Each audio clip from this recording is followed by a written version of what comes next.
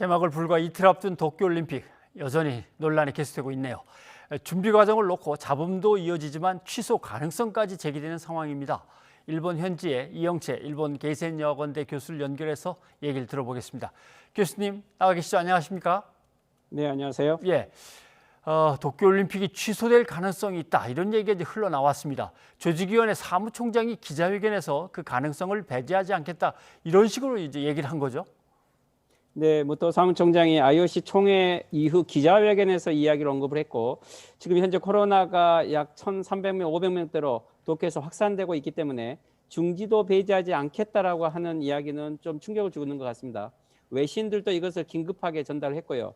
특히 어제 최대 스폰서인 도요타 자동차가 개막식에 참가하지 않겠다라는 이야기와 함께 중지의 가능성도 있지 않느냐라고 하는 것에 주목되고 있는 것 같습니다. 예.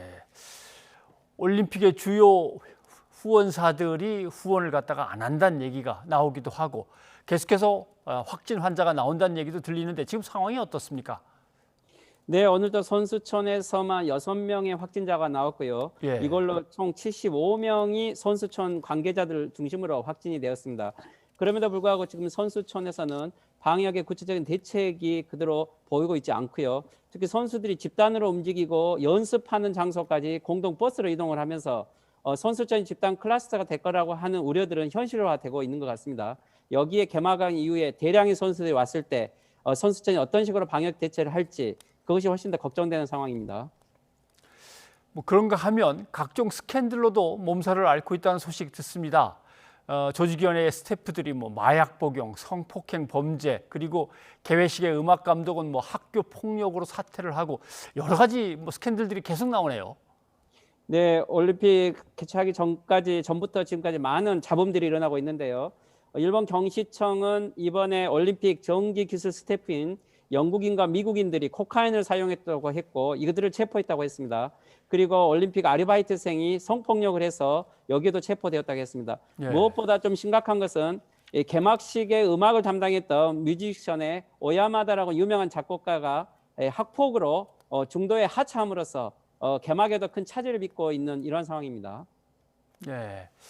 그래도 스가 총리는 정부의 역할은 도전하는 것이다 라면서 올림픽 강행 의사를 계속 밝히고 있습니다.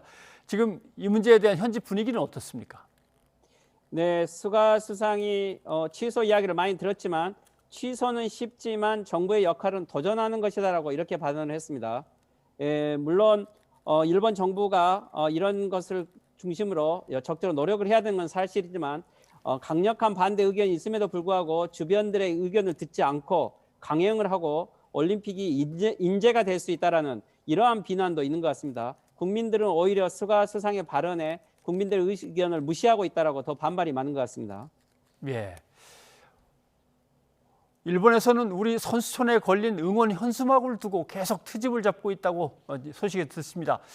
트집을 잡는 이유가 뭐라고 보십니까? 네, 현재 일본은 한국의 여러 행동들을 다 정치적으로 보고 있는 것 같습니다.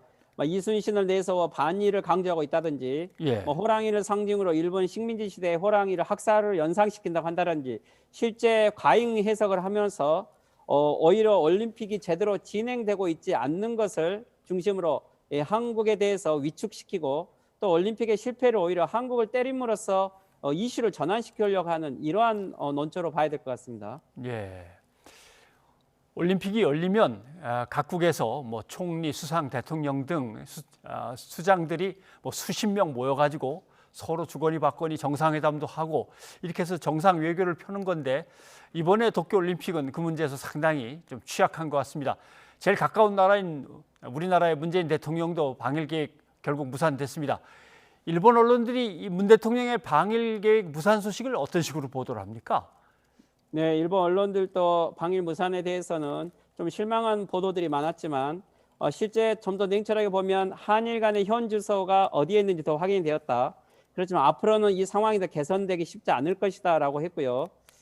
한국이 전제 조건을 너무 높게 걸어서 이 무산이 되었다라고 해서 갑자기 한국 책임으로 이 무산을 돌리고 있는 것 같습니다. 예. 그리고 스가 정권이 현재는 오히려 이 자기 지지 기반의 우익들을 달래는 형태로 스가 정권은 협상하지 않았다는 형태로 정치적으로 이용하고 있는 이런 보도들도 있는 것 같습니다. 네. 그러는 가운데 문 대통령을 향해서 매우 모욕적이고 부적절한 발언을 내뱉은 소마 공사가 있습니다. 뭐 질책하거나 징계하는 게 아니라 그냥 인사이동 형식으로 슬그머니 일본으로 소환하는 것 같던데 일본 내부에서는 반응은 어떻습니까? 네, 일본 언론들도 소마 공사의 발언이 부적절했다고 카토 관방장관도 이 부분을 인정을 했지만 예. 하지만 일본 미디어에서는 구체적으로 그 부적절한 발언이 어떤 내용인가에 대해서는 거의 보도를 하고 있지 않습니다. 그리고 마치 이것이 한국이 원인을 제공한 것처럼 이렇게 보도를 하고 있는 것도 문제가 되고 있다고 보고요. 오히려 이 소마의 발언을 강조하고 있지 않는 것은 이것이 강조될수록 일본이 오히려 더 책임을 져야 되는 이렇게 번지는 것을 우려하고 있는 것 같습니다. 네. 정상회담을 어떻게든 해보려고 양측의 실무 관계자들이 애를 썼던 거는 같습니다.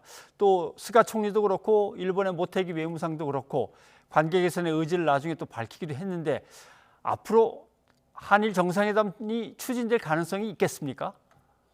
네, 올림픽이 좋은 모멘텀이 되었는데 여기에 결국 합의에 이르지 못한 것은 매우 안타까운 것이고요.